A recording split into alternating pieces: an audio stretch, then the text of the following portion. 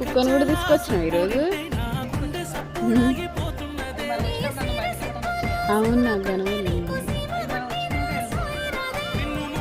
మనకన్నా ఒక అడుగు ముందే ఉంటాయి, కానీ ఈరోజు అయితే మాతో రాలేదు. మా దూడ చూడండి, నేనైతే దూడ పుట్టిన దగ్గర నుంచి అయితే తోటలోకి రాలేదు, చూడలేదు.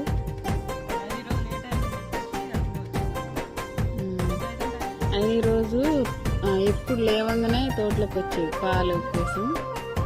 ఈరోజు 9:30 అయింది టైం, లేట్గా వచ్చింది కదా,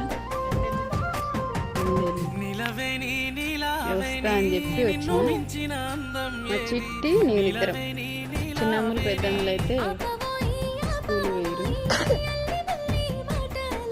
చిట్టమ్మ నేనే ఉన్నాం.